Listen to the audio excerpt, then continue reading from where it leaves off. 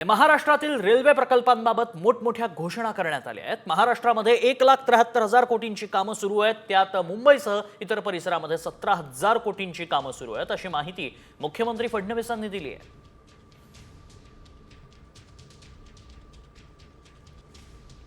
एकशे 32 स्थानकांचा पुनर्विकास करण्यात येणार आहे। गोंदिया बल्लारशाह रेल्वे लाईनचं दुहेरीकरण आणि इतरही बरीच कामं यातून केली जाणार असल्याचं सांगण्यात आलंय। महाराष्ट्रामध्ये 1,73,000 कोटींची कामं सध्या सुरू आहेत।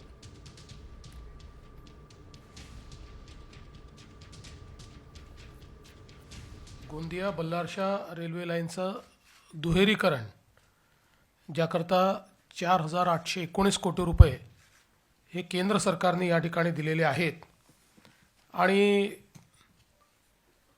यामुळे निश्चितपणे जो विदर्भाचा भाग आहे त्याला एक मोठा फायदा होणार आहे आणि विशेषतः छत्तीसगड आणि तेलंगणाशी जो व्यापार आहे, व्यवहार आहे, हा विदर्भाचा वाढण्याच्या दृष्टीनं ही एक अत्यंत महत्त्वाची लाईन आहे।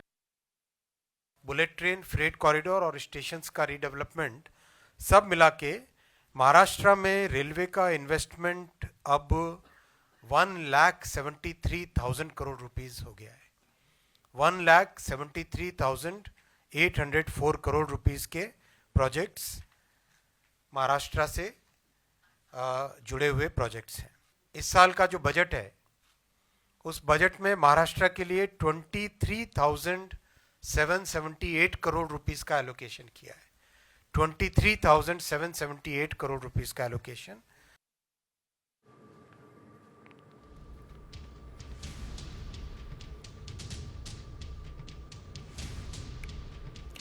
ग्राफिकच्या माध्यमातून पाहूयात कोणकोणती कामं सध्या सुरू आहेत आणि कोणत्या स्थानकांचा विकास केला जाणार आहे।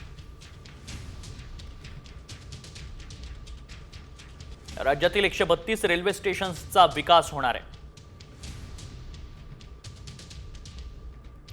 गोंदिया बल्लारशाह रेल्वेचं दुहेरीकरण होईल।